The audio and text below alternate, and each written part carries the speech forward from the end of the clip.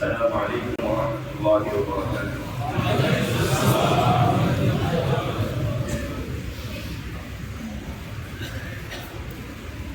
الحمد لله نحمده ونستعينه ونستغفره ونؤمن به ونتوكل عليه ونعوذ بالله من شرور أنفسنا ومن سيئات أعمالنا. من يهده الله فلا مضل له ومن يضلله فلا هادي له. وأشهد أن لا إله إلا الله وحده لا شريك له. وأشهد أن سيدنا ونبينا وشفيعنا وحبيبنا وحبيب ربنا ومولانا وأولانا محمدا عبده ورسوله أرسله إلى كافة الناس بشيرا ونذيرا وداعيا إلى الله بإذنه وسراجا منيرا. أما بعد فأعوذ بالله من الشيطان الرجيم. بسم الله الرحمن الرحيم. ظهر الفساد في البر والبحر بما كسبت أيدي الناس ليذيقهم بعض الذي عملوا. وقال النبي صلى الله عليه وسلم: يا معشر المهاجرين، خمس إذا ابتليتم بهن فأعوذ بالله أن تدركوهن.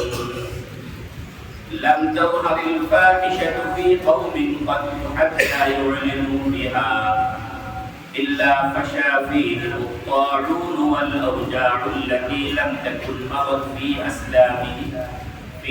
أسلافهم الذين مضوا. ولن ينقصوا المكيال والميزان إلا أخذوا بالسنين وشدة المؤونة وجور السلطان عليهم. ولم يمنعوا زكاة أموالهم إلا منعوا الفقر من السماء.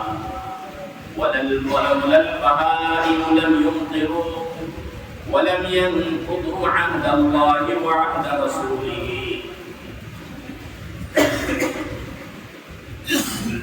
إلا سلط الله عليهم عدوا من غيرهم فأخذوا بعض ما في أيديهم. وما لم تحكم أئمتهم بكتاب الله ويتخيروا مما أنزل الله إلا جعل الله بأسهم بينهم، أو كما قال عليه الصلاة والسلام. وقال النبي صلى الله عليه وسلم: مهلا عن الله مهلا، فلولا شاب مشع وشيوخ ركع وأطفال رضع وبهائم رضع لصب عليكم العذاب صبا، أو كما قال عليه الصلاة والسلام. صدق الله مولانا العظيم وصدق رسوله النبي الكريم، ونحن على ذلك لمن الشاهدين والشاكرين، والحمد لله رب العالمين. سبحانك لا علم لنا إلا ما علمتنا إنك أنت العليم الحكيم. رب اشرح لي صدري ويسر لي أمري واحلل عقدة من لساني يفقهوا قولي. ربي زدني علما، ربي يسر ولا تعسر وتمم علينا بالخير. وبك نستعين يا فتاح، اللهم ألهمني رشدي مجيد সকলি রহমাতুল লিল আলামিন শানে পয়গম্বর মাহমুদ ইব্রাহিম আল্লাহুম্মা সাল্লি আলা মুহাম্মাদিন ওয়া আলা আলি মুহাম্মাদ কামা সাল্লাইতা আলা ইব্রাহিম ওয়া আলা আলি ইব্রাহিম ইন্নাকা হামিদুম মাজিদ আল্লাহুম্মা বারিক আলা মুহাম্মাদিন ওয়া আলা আলি মুহাম্মাদ কামা বারাকতা আলা ইব্রাহিম ওয়া আলা আলি ইব্রাহিম ইন্নাকা হামিদুম মাজিদ اللهم صل وسلم وبارك عليه الحمد لله ثم الحمد لله আল্লাহ রব্বুল আলামিন অসংখ্য অগণিত শুকরিয়া আল্লাহ রব্বুল আলামিন আমাদেরকে সমাজের অসংখ্য অগণিত মানুষ থেকে বাছাই করে আমাদেরকে মহব্বত করে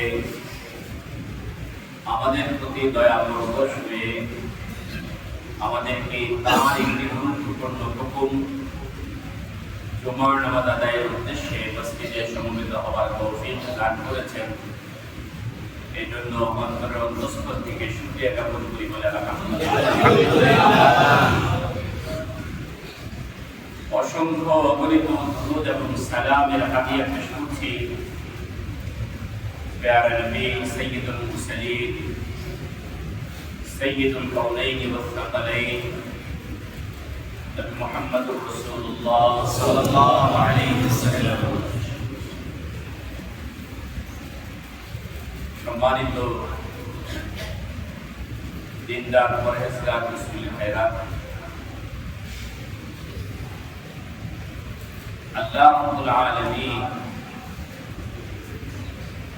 পৃথিবীর প্রতিটি অঞ্চলে আবহাওয়া, জলবায়ু, পরিবেশ একরকম করে সৃষ্টি করেন। কোন অঞ্চলকে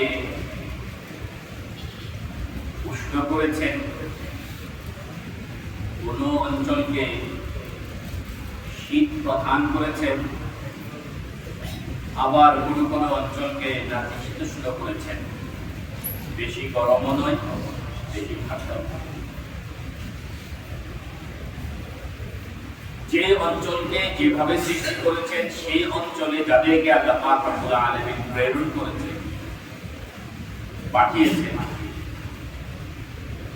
সেই অঞ্চলের মানুষ, পশু পাখি, জীবজন্তু ওই পরিবেশের সাথে খাপ খেয়ে আল্লাহ পাক রব্বুল আলামিন সৃষ্টি।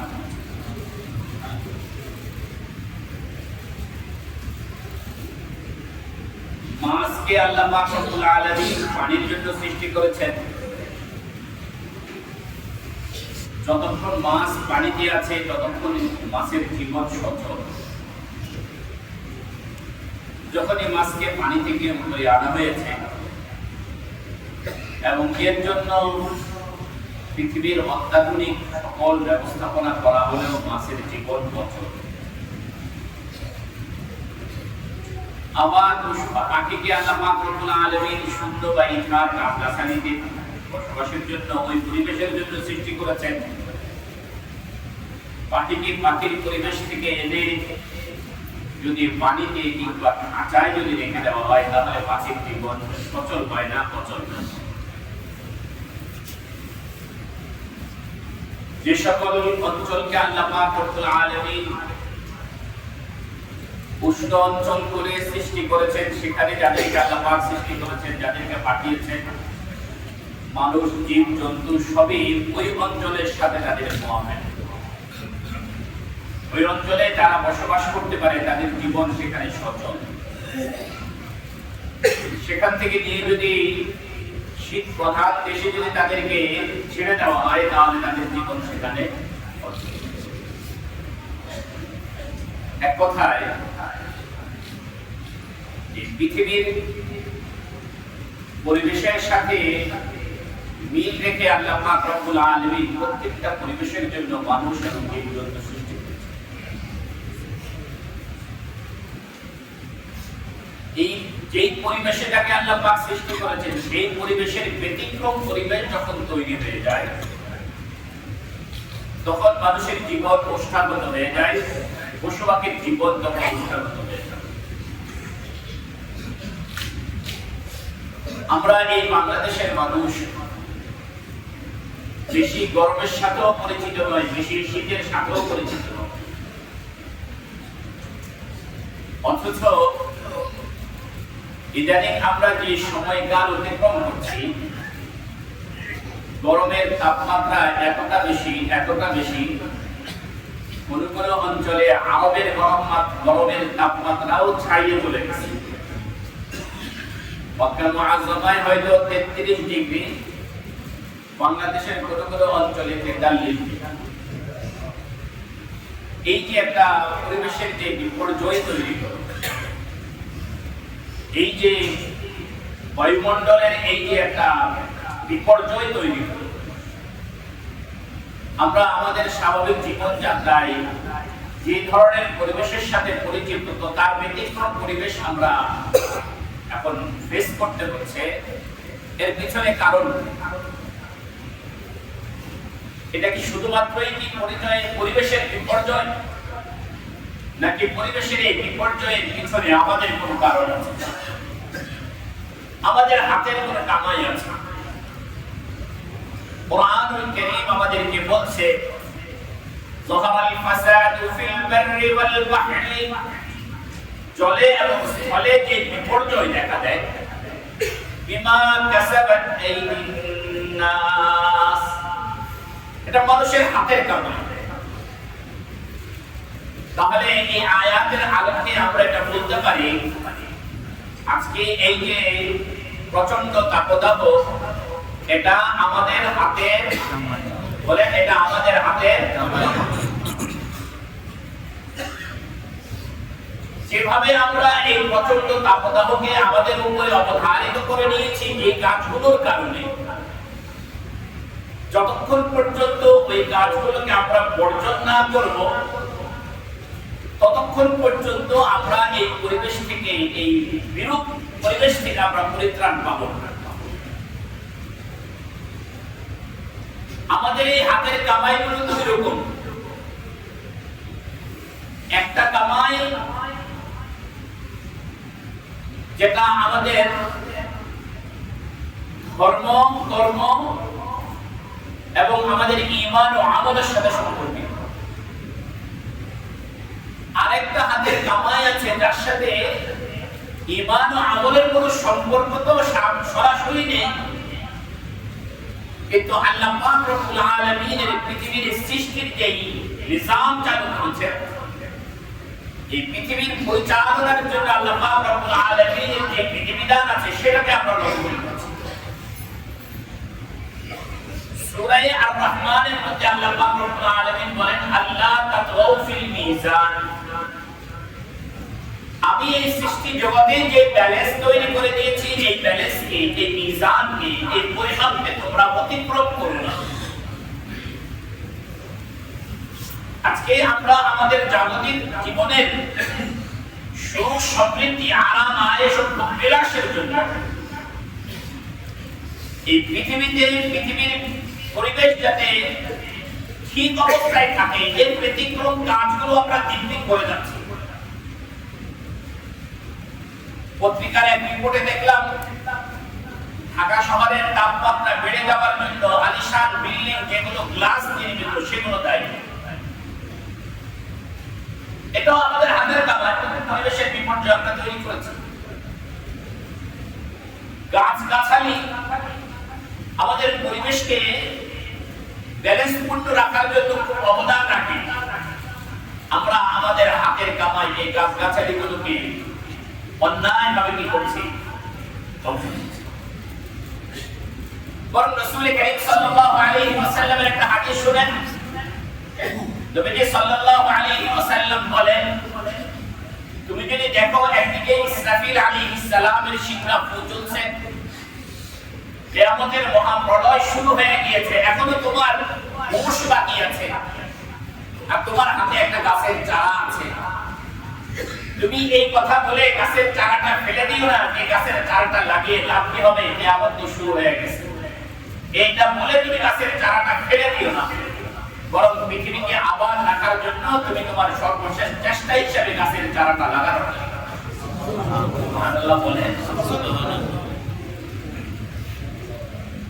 আমরা আমাদের এই পরিবেশের ব্যালেন্স রক্ষা করার জন্য কতটা করছি?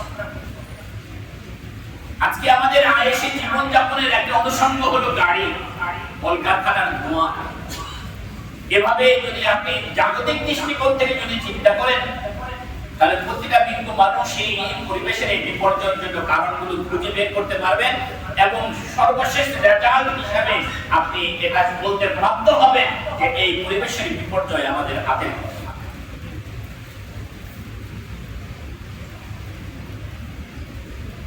জাগতিক দিকে বিভিন্ন কারণে আলোচনা করা আমার আজকের টপিক। আজকে আমরা জাগতিক দিকের বাইরে আমাদের জীবনের কিছু কাজ এমন আছে, আমাদের কিছু কর্ম এমন আছে, যে কর্মের কারণে আজকে পরিবেশের বিপর্যয় তৈরি হয়েছে, আসমান তার পানি বর্ষণ করা বন্ধ করে দিয়েছে। এই আমাদের কর্মগুলোর একটা বড় কর্ম হলো আমাদের গুনাহ। বলেন কি?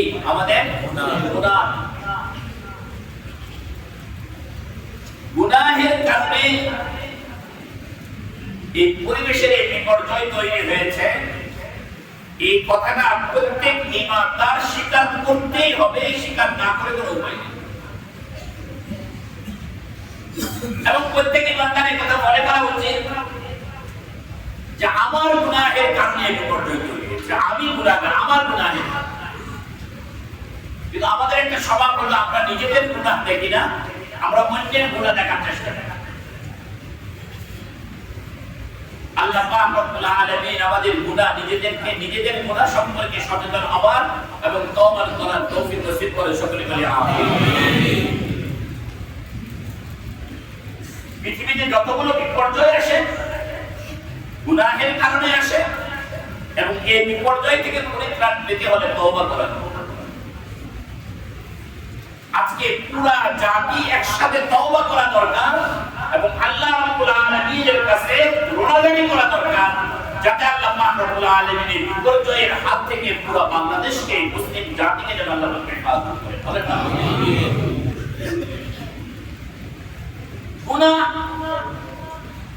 গুনাহটাই হলো একটা আযাব, গুনাহটাই হলো আগুন। একটা গুনাহ মানে কি? আগুন।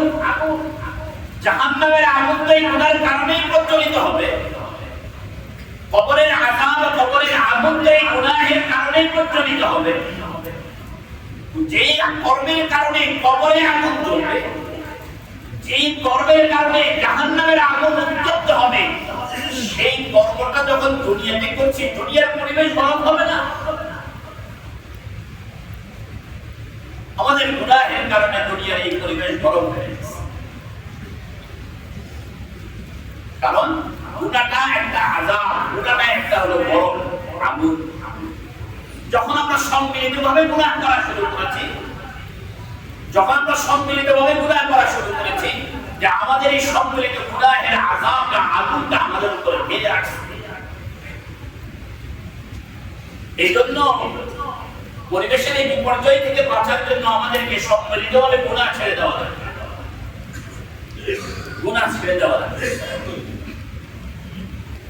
রাসূল কারীম সাল্লাল্লাহু আলাইহি ওয়াসাল্লামের একটা হাদিস আপনাদেরকে আমি শুরু করেছি, খুতবায় আমি পড়েছি। নবীজি সাল্লাল্লাহু আলাইহি ওয়াসাল্লাম এই উম্মতের 5টি অপরাধের কথা আলোচনা করে বলছেন, এই অপরাধগুলো যখন পৃথিবীতে দেখা দিবে তখন পরিবেশের কিছু বিপর্যয় তৈরি হবে।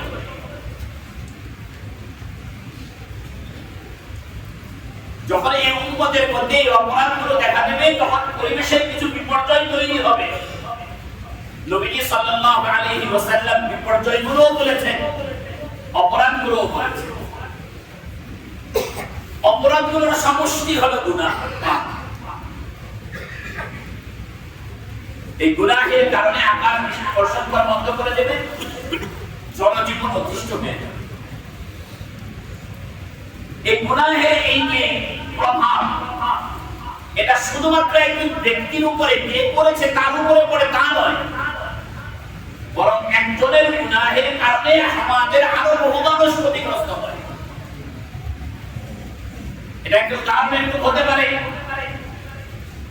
রাস্তায় চলার একটা ট্রাফিক আইন আছে, একটা নিয়ম আছে।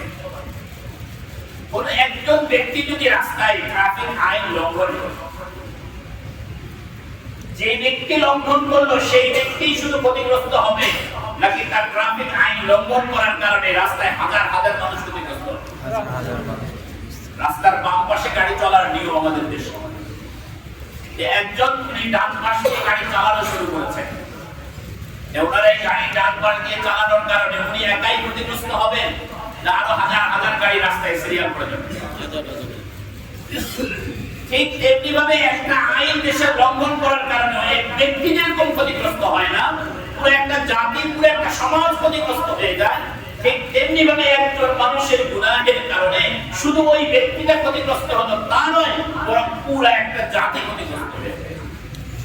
বরং হাদিসে রাসূল করিম সাল্লাল্লাহু আলাইহি ওয়াসাল্লাম বলেন, হাদিসে কুদসি, নবীজি বলেন, আল্লাহ রাব্বুল আলামিন বলেন, ইন্নী ইযা রাদিতু বা'রাতু, আমি যখন রাজি হয়ে যাই, খুশি হই, সন্তুষ্ট হই, তখন আমি বরকত দেই। ওয়া ইযা রাদিতু, ইন্নী ইযা উতি'তু রাদিতু, বান্দা যখন আমার আনুগত্য করে তখন আমি রাজি হই। ওয়া ইযা রাদিতু বা'রাতু, যখন আমি রাজি হয়ে যাই তখন আমি বান্দার হায়াতের ভিতরে, জাকাত মালের ভিতরে, সম্পদের ভিতরে সবকিছুর মধ্যে বরকত দেই। ওয়া লাইসা লি বারাকাতি নিহায়া, আমার বরকতের কোনো সীমা পরিসীমা নাই। ওয়া ইন্নী ইযা উসিতু, আর যখন আমার অবাধ্য করা হয় জমিনে, ওয়াদিতু, তখন আমি প্রধান্বিত হই।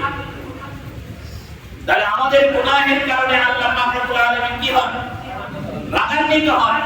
ওয়া ইযা গাদিবতু লা'নতু, আল্লাহ বলেন আমি যখন রাগান্বিত হই তখন আমি লানত বর্ষণ করি। বলেন না নাউযুবিল্লাহ।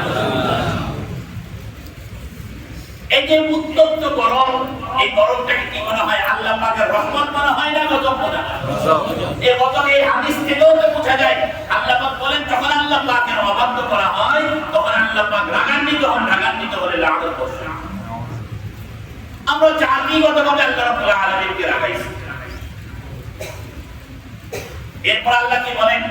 ওয়া ইন্না লা'নাতি তাবলুগু as-সাবি'ata মিনাল মুলক, বলে আমার লানতের ধাক্কা শুধু এক প্রজন্ম নয়, বলে আমি যখন লানত করি, আমি যখন অপসংবাদ করি, বলে আমার এই লানতের ধাক্কা 7 প্রজন্ম সামলাইতে হবে। বলেন না নাউযুবিল্লাহ। 7 প্রজন্ম এই লানত, এই গুনাহের ধাক্কা সামলাতে। আবু হুরায়রা রাদিয়াল্লাহু তাআলা আনহু একদিন এক ব্যক্তিকে শুনলেন, ওই ব্যক্তি বলতেছে জালিমের জুলুমের প্রভাব শুধুমাত্র জালিমের উপরে পড়ে, কোন জালিম তার জুলুমের প্রভাব থেকে বাঁচতে পারে না। এই কথা শোনার পরে আবু হুরায়রা রাদিয়াল্লাহু তাআলা আনহু বলেন, হ্যাঁ তুমি সত্য বলেছো, তবে শুনে রাখো, ওয়া ইন্নাল হুবারা লাতামুদু হুজালান ফি ওয়াকরিহা মিন যুলমিল যালিমি। হুবারা এক ধরনের পাখি, ওই জালিমের জুলুমের কারণে, পাপির পাপের মুসিবতের কারণে গাছের ডালে পাখি, নীলের ভিতরে পাখি ক্ষুধার্ত অবস্থায় মারা যায়। এটা জালিমের জুলুমের একটা প্রতিক্রিয়া। শুধুমাত্র মানুষ যে ক্ষতিগ্রস্ত হয় তা না, বরং মানুষের পাপের কারণে প্রাণীকুল পর্যন্ত কি হয়? বলেন প্রাণীরাও আযাবের কি হয়? শিকার হয়। যদি বুঝে না আসে, নূহ আলাইহিস সালাতু ওয়াস সালামের তুফানের দিকে তাকান। নূহ আলাইহিস সালাতু ওয়াস সালামের তুফান যখন পৃথিবীতে আসলো, কেন আসছে বলেন তো? গরু ছাগলের অন্যায়ের কারণে না মানুষের অন্যায়ের কারণে? পাখালির অন্যায়ের কারণে না মানুষের অন্যায়ের কারণে? মানুষের অন্যায়ের কারণে যখন তুফান আসছে, এই তুফানে শুধু মানুষগুলোই ক্ষতিগ্রস্ত হয়েছে না পশুগুলোও ক্ষতিগ্রস্ত হয়েছে? পৃথিবীর পশুগুলো মারা গেছে, পাখিগুলো মারা গেছে। গর্তের পিপিলিকা মারা গেছে, গর্তের সাপগুলো মারা গেছে, সমস্ত প্রাণী ধ্বংস হয়ে গেছে।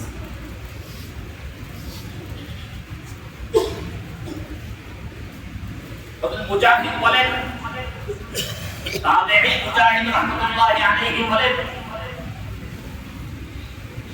পৃথিবীতে যখন খরা দেখা দেয়, খরা বৃষ্টি যখন দেখা দেয়, দুর্ভিক্ষ যখন দেখা দেয়, তখন এই পশু পাখিগুলো মানুষকে লানত করে। বলেন নাউযুবিল্লাহ।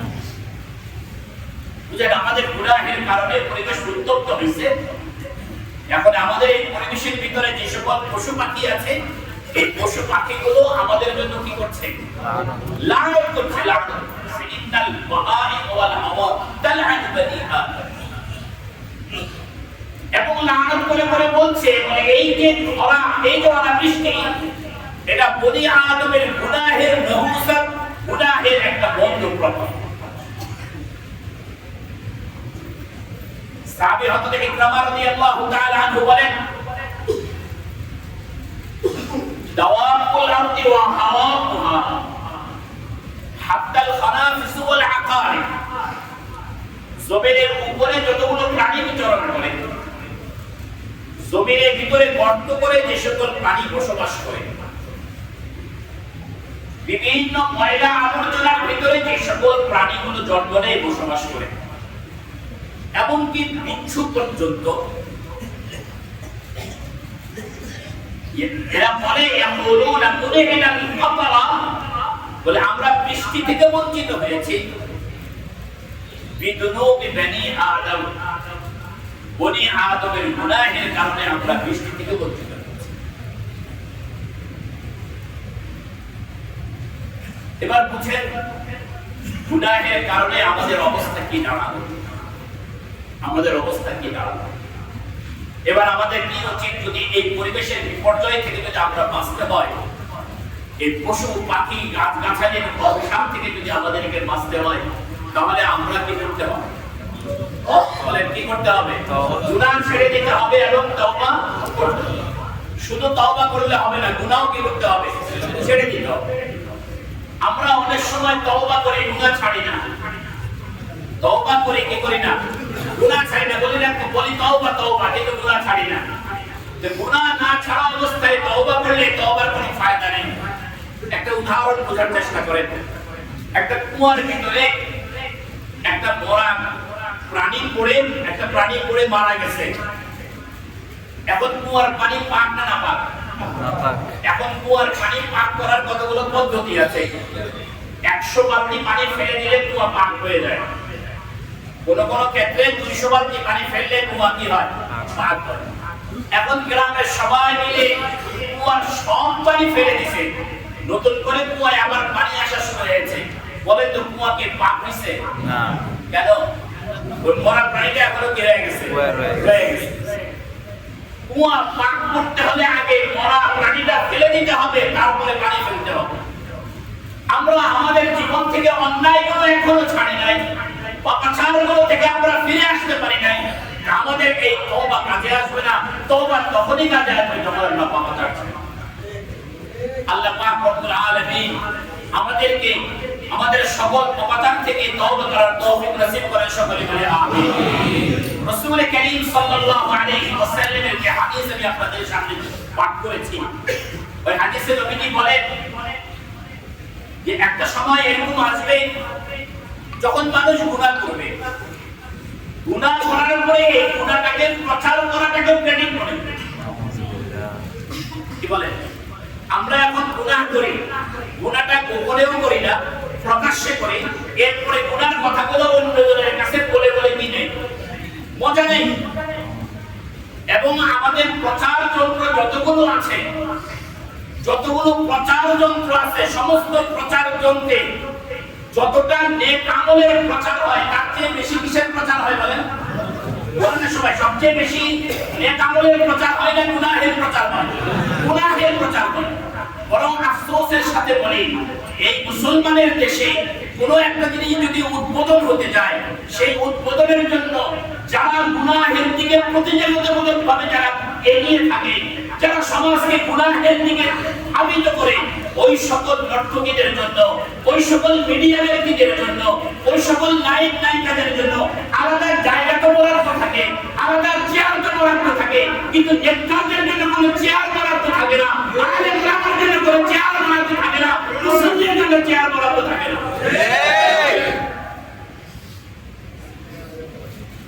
আমরা এমন এক মুসলমান দেশে বসবাস করি,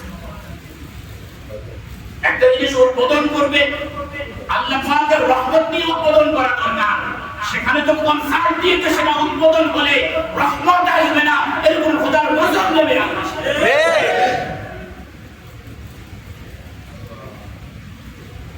তওবা করা দরকার। নবীজি সাল্লাল্লাহু আলাইহি ওয়াসাল্লাম বলে যদি গুনাহের প্রচার করা হয় তাহলে আল্লাহ পাক রব্বুল আলামিন ওই জাতির মধ্যে মহামারী দেন এবং এমন রোগ সৃষ্টি করে দেন যে রোগ ইতিপূর্বে কারো হয় নাই। বলেন কিছুদিন আগে যে রোগ আমাদের দেশে পুরো পৃথিবীকে গ্রাস করেছে, ইতিপূর্বে এই রোগটা হয়েছে করোনা ভাইরাস। এখন পর্যন্ত এইডস এর কোনো চিকিৎসা খুঁজে বের করে পাচ্ছে না। এই জন্য পাপাচার পাপ করে পাপকে প্রচার করা যাবে না। এখন তো আমাদের মেন্টালি পাপের দিকে ধাবিত করা হচ্ছে। আমাদের আকীদা বিশ্বাসগত দিক থেকে আমাদেরকে ইসলামের আদর্শ থেকে দূরে সরিয়ে দেওয়া হচ্ছে। একটা সময় যে এরকম ছিল আমাদের যে আমরা বৃষ্টি অনাবৃষ্টি শুরু হলে ইসলামের আদর্শ হলো আল্লাহ রাব্বুল আলামিনের কাছে কি করা, কান্নাকাটি করা, গুনাহগারি করা, সালাতুল ইস্তিসকা পড়া, বৃষ্টির জন্য প্রার্থনা করে নামাজ আদায় করা। কিন্তু আমি এতটুকু আমাদের কাছে সংবাদ এসেছে ঢাকা ইউনিভার্সিটির মতো জায়গায় সালাতুল ইস্তিসকা পড়ার অনুমতি নেই। নাউজুবিল্লাহ বলেন। বলতে মন চায় মুসলমানের ট্যাক্সের পয়সায় যে বিশ্ববিদ্যালয় চলে সেখানে যদি মঙ্গল শোভাযাত্রা যদি হতে পারে সালাতুল ইস্তিসকা যেন হতে পারে না। যদি পেঁচা দিয়ে যদি মঙ্গল কামনা করা যেতে পারে সেখানে তো কোনো আলেম ওলামা বাধা দেয় নাই। সালাতুল ইস্তিসকা পড়তে গেলে কেন বাধা? তাদের এজেন্ডা বাস্তবায়ন করার জন্য মুসলমানদেরকে মুসলমানের আদর্শ থেকে বঞ্চিত করা হচ্ছে। আরেকটা তথ্য আপনাদেরকে শোনাই। বৃষ্টি হচ্ছে না, এতদিন পর্যন্ত আমাদের আকীদার বিশ্বাস ছিল যে আল্লাহ রাব্বুল আলামিনের কাছে প্রার্থনা করলে কি আসবে? বৃষ্টি আসবে। বিভিন্ন জাতীয় কোন জাতীয় দৈনিকে ব্যঙ্গ করে তুচ্ছ করে বলা হচ্ছে ব্যাঙ এবং ব্যাঙাচির বিয়ে দিলে বৃষ্টি হবে। বলেন না ব্যাঙ এবং ব্যাঙাচির বিয়ে দিলে কি হবে? এই জন্য ব্যাঙ এবং ব্যাঙাচির বিয়ের আয়োজন করেছে। আল্লাহ আমাদেরকে হেফাজত, আল্লাহ আমাদেরকে হেফাজত। আল্লাহ গুনাহের দিকে আমরা জাতিগত ভাবে গুনাহের দিকে আমরা প্রতিযোগিতামূলক ভাবে এগিয়ে চলছি, সেখান থেকে ফিরে আসছি। যদি ফিরে না আসি তাহলে আল্লাহ পাক রব্বুল আলামিন এমন মহামারী দিবেন যেগুলো ইতিপূর্বে খাইনি। এক নাম্বার অপরাধের কথা নবীজি বললেন। দ্বিতীয় নাম্বার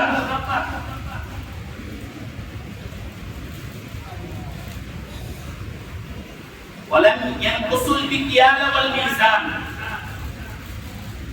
যদি মাপে কম দেয়া হয় প্রতারণা করা হয়। কি হয় বলেন? মাপে কম দেয়া হয়, ব্যবসায় যদি কি করা হয়? প্রতারণা করা হয়। ব্যবসায় যদি কি করা হয়? প্রতারণা। ব্যবসায় প্রতারণা আমরা এখন কতভাবে করি? যদি এটার উপরে যদি বলা শুরু করে তাহলে কয়েক ঘন্টা সময় লাগবে আমাদের প্রতারণা গুলো শুরু করতে। আল্লাহ নবী মুহাম্মদুর রাসূলুল্লাহ সাল্লাল্লাহু আলাইহি ওয়াসাল্লাম বলেন মানুষ যদি ব্যবসায় প্রতারণা করে, মাপে যদি কম দেয়, পণ্যে যদি রেজাল্ট করে, তাহলে আল্লাহ পাক রব্বুল আলামিন তাদের উপরে দুর্ভিক্ষ চাপিয়ে দিবেন। বলেন না নাউযুবিল্লাহ। এখন কি চলছে? মূল্যস্ফীতি চলছে না? কি বলেন? দুর্ভিক্ষের একটা আধুনিক মূল্যস্ফীতি। দুর্ভিক্ষের সময় হয়তো পণ্য পাওয়া যায় নাই, মানুষের হাতে টাকা পয়সা নাই, এখনো যা আছে তাও মানুষের কেনার সাধ্যের বাইরে চলে যাচ্ছে। এই দুর্ভিক্ষ বা মূল্যস্ফীতি এটাও আল্লাহ পাকের একটা আযাব। এই আযাবের কারণ আল্লাহ। ওয়াশিদ্দাতুল মাউনা, এক নম্বর হলো দুর্ভিক্ষ চাপিয়ে দিবেন, দুই নম্বর হলো শিদ্দাতুল মাউনা, জীবন যাপনটা খুব কঠিন হয়ে যাবে। ওয়াজুরুস সুলতানি আলাইহিম, এবং শাসক গোষ্ঠী জনগণের উপরে কঠোরহস্ত হয়ে যাবেন, খুব কঠোর হয়ে যাবে। শাসক গোষ্ঠী জুলুম করতে শুরু করবেন, জনগণ শাসক গোষ্ঠীর দ্বারা মজলুম। এর জন্য আমরা জনগণ দায়ী। ওয়ালাম ইয়ামনাউ যাকাতা আমওয়ালিহিম, আর ধনীরা যদি যাকাত দিতে যদি অস্বীকার করে, যাকাত যদি না দেয়, তো আল্লাহ পাক রব্বুল আলামিন সাদা হিসাবে আকাশ থেকে বৃষ্টি পড়া বন্ধ করে দেন। বলেন নাউযুবিল্লাহ। তাহলে বৃষ্টি না হওয়ার, অনাবৃষ্টির এবং পরিবেশ উত্তপ্ত হয়ে যাওয়ার আরেকটা কারণ আমরা কি পাইলাম? একটা কারণ হলো আমাদের গুনাহ, দুই নম্বর কারণ হলো ব্যবসায় প্রতারণা, তিন নম্বর কারণ আমরা যেটা পেলাম সেটা হলো যাকাত না দেওয়া।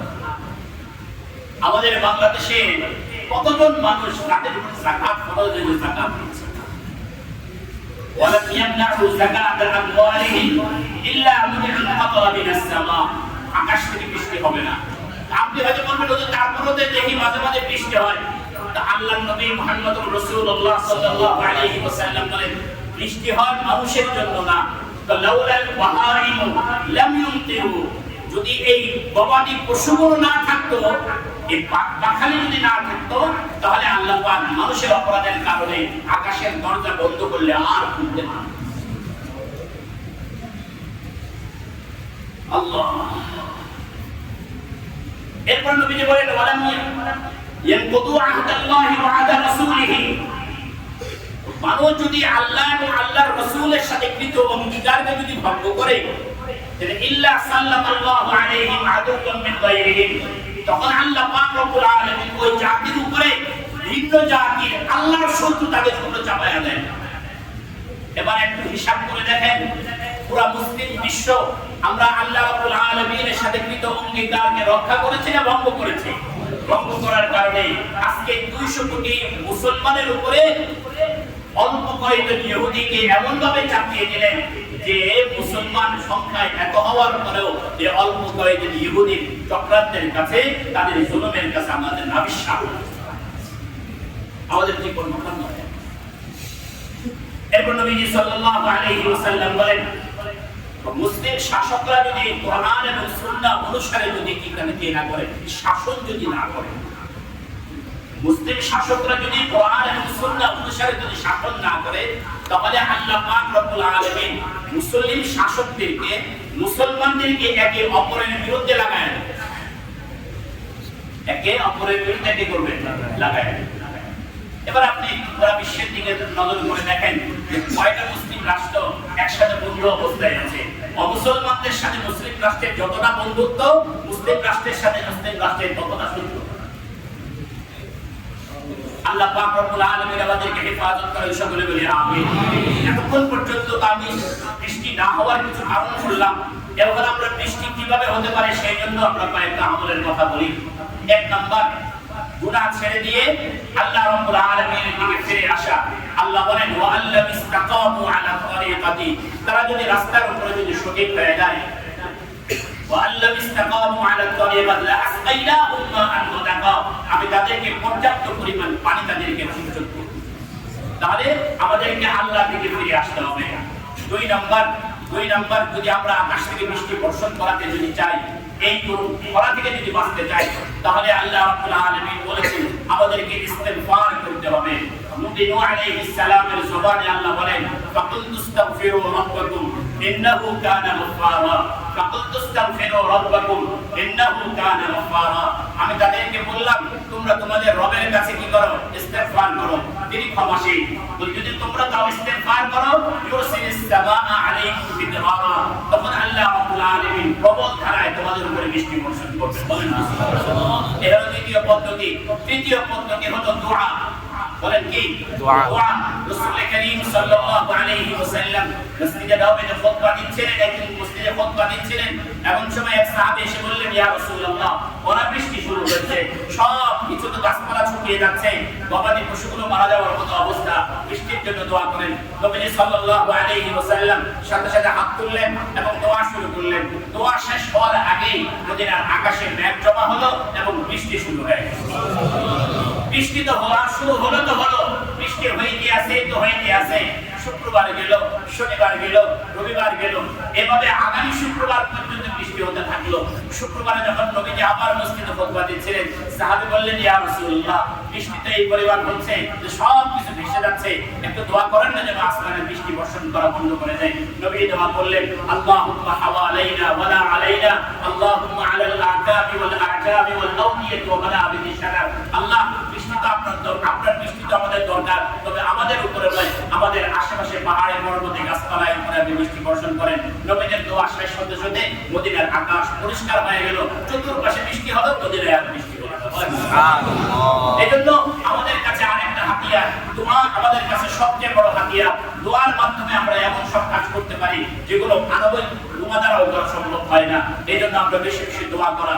চতুর্থ নাম্বার আমাদের আমল হলো সালাতুল ইস্তিসকা, বৃষ্টির জন্য দোয়া করা। নবী সাল্লাল্লাহু আলাইহি ওয়াসাল্লামের হাদিস থেকে বর্ণিত আছে যে নবী সাল্লাল্লাহু আলাইহি ওয়াসাল্লাম বৃষ্টির জন্য কি করেছেন? নামাজ আদায় করেছেন। বৃষ্টির জন্য নামাজ আদায় করেছেন, সালাতুল ইস্তিসকা আদায় করা। এখন ইদানিং মিডিয়ার বদৌলতে আমরা বাংলাদেশের বিভিন্ন জায়গায় সালাতুল ইস্তিসকার কিছু খবর আমরা পাই। বাকি আফসোসের বিষয় হলো একটা সময়তে এরকম ছিল যখন ইস্তিসকা নামাজ বা দোয়া এমন ব্যক্তিকে নিয়ে করানো হতো যিনি আল্লাহ ওয়ালা, যিনি বুজুর্গ, যার সাথে আল্লাহ পাকের সম্পর্কটা বেশিটা মজবুত, এমন ব্যক্তি দিয়ে কি করা হতো? দোয়া করা হতো। এখন আমাদের গুলো হয়ে গেছে মিডিয়া ব্যক্তি দ্বারা দোয়া করা। তাকে দেয়া মিডিয়া ব্যক্তি এবং যারা সালাতুল ইস্তিসকা আয়োজন করে, এটারও একটা ক্যান্সার, একটা টেন্ডেন্সি থাকে যে আমরা যে আয়োজন করতেছি এটা জাতি জানো আমরা করছি। আল্লাহ রাব্বুল আলামিনকে জানাতে যতটা চায় তার চেয়ে বেশি কি করতে চায়? মাখলুককে জানাতে চায়। বলেন তো দেখি, যে ইস্তিসকা নামাজের টেন্ডেন্সি হলো জাতিকে জানানো, সেখানে আল্লাহ সেই নামাজ দ্বারা আল্লাহর কাছ থেকে কি রহমত আশা করে? সেই নামাজ দ্বারা আল্লাহর কাছ থেকে কি রহমত আশা করে? এজন্য সালাতুল ইস্তিসকা হওয়ার দরকার ছিল আল্লাহর জন্য না জনগণের জন্য? আল্লাহর জন্য। আমরা আল্লাহর জন্য বাদ দিয়ে এখন জনগণের জন্য করা। আল্লাহ পাক রব্বুল আলামিন আমাদেরকে সহিহ বুঝ দান করেন। সকলে মিলে আমিন। ইস্তিসকা নামাজ পড়লে সাথে সাথেই যে বৃষ্টি আসবে, দোয়াদের সাথে সাথেই কবুল হবে, এটা শর্ত নয়। এটা কি নয়? শর্ত নয়। ইস্তিসকা নামাজের অর্থ হলো পুরো জাতি একসাথে তওবা করে আল্লাহর দিকে রুজু হওয়া। হাদিসে আছে রাসূল করিম সাল্লাল্লাহু আলাইহি ওয়াসাল্লাম যেদিন ইস্তিসকা নামাজ পড়ার জন্য গেলেন, খুব বিনয়ের সাথে গেলেন, খুব বিনয়ের সাথে গেলেন, নিজেকে অপরাধী মনে করে গেলেন। এখন তো আমরা সালাতুল ইস্তিসকার জন্য আসতেছি, সবাই সেলফি তুলতে আসতেছে, এই যে ইস্তিসকা নামাজ পড়তে যাইতেছে, এই যে নামাজে আমরা দাঁড়াইছি, আমরা তো এখন সেলফি নিয়ে ব্যস্ত আছি। আমাদের ভিতরে সেই বিনয় নাই, সেই তওবা নাই, সেই রোনাজারি নাই, নিজের অপরাধের কোনো স্বীকৃতি নাই। এটা তো একটা লোক দেখানো নামাজ হয়ে গেল, লোক দেখানো সমাবেশ হয়ে গেল, ঈদের নামাজের মতো আনন্দের একটা সমাবেশ হয়ে গেল। না না ভাই, না না ভাই, এভাবে নয়। আমাদেরকে আল্লাহ রাব্বুল আলামিনের কাছ থেকে ফিরে আসতে হবে, আমাদের অনুতপ্ত হৃদয় নিয়ে আসতে হবে। যদি অনুতপ্ত হৃদয় নিয়ে যদি আসতে পারি, যদি রব্বুল আলামিনের কাছে সত্যিকার অর্থে যদি ফিরে আসতে পারি, তবে আসমানের দরওয়াজা আল্লাহ পাক যেরকম আগের লোকদের জন্য খুলে দিয়েছেন, ঠিক তেমনি ভাবে আমাদের জন্য ইনশাআল্লাহ খুলে দেবেন। আমাদের প্রয়োজন আল্লাহর দিকে ফিরে আসা। এলাকার লোকজন এক বুজুর্গের কাছে আসলো, এসে বলল, হুজুর আমাদের জন্য দোয়া করেন যেন বৃষ্টি হয়। আল্লাহর বুজুর্গ বান্দা বললেন, আল্লাহর সাথে আমার সম্পর্কটা এখন ভালো যাচ্ছে না, আমি যা করি আল্লাহ তার উল্টাটা করেন, আমি যা চাই আল্লাহ তাকে করেন, আমার সাথে সম্পর্ক ভালো নাই। বলেন কি বলেন হুজুর, আপনি যদি দোয়া করে যদি বৃষ্টি না আনে, তাহলে আমাদের মতো পাপী দাবি বান্দা আল্লাহর কাছ থেকে কিভাবে নেবে? তাহলে তোমরা বসো, আমি একটু গোসল করে আসি। উনি গোসল করলেন, লুঙ্গিটা এনে ঘরের সামনে রুজে দিলেন, লুঙ্গিটা কি করে দিলেন? নেড়ে দিলেন। যেই না লুঙ্গি নেড়ে দিলেন, আর অমনি বৃষ্টি শুরু হয়ে গেল। বলেন না সুবহানাল্লাহ। এখন উনি বলেন, দেখছেন আমার লুঙ্গিটা এখন কি ভিজা দরকার না শুকানো দরকার? বলেন শুকানো দরকার। তা আমি তো দিছি শুকাইতে, আল্লাহ দিছেন কি করে? আসলে আল্লাহ পাক রব্বুল আলামিন কাছে একটা বাহানা করছেন, ভিজায়া লুঙ্গি ভিজায়া আল্লাহর কাছে বুঝাইতে চাইলেন, আল্লাহ এই লুঙ্গিটা যে খুব ভিজা, জমিনটাকে আপনি এভাবে কি করেন? ভিজায়া দেন। আল্লাহ পাক রব্বুল আলামিন বৃষ্টির পানি দ্বারা কি করছেন? ভিজায়া দিয়েছেন। এরকম বহু বান্দা চলে গেছে। আমার তো এখন সময় নাই, তাহলে আপনাদের কার কথা শোনাতে পারতাম। যতটুকু কথা বললাম আল্লাহ পাক রব্বুল আলামিন আমাদেরকে বুঝার আমল করার তৌফিক নসিব করেন, সকলে বলে আমিন। আমাদের এখন উচিত আল্লাহ রাব্বুল আলামিনের কাছে রোনাদারি করা, কান্নাকাটি করা। আল্লাহ পাক রব্বুল আলামিন আমাদেরকে কান্নাকাটি করার তৌফিক নসিব করেন, আমাদের তওবাগুলোকে কবুল করেন, সকলে বলে আমিন। ওয়া আখিরু দাওয়ানা আলহামদুলিল্লাহি রাব্বিল আলামিন।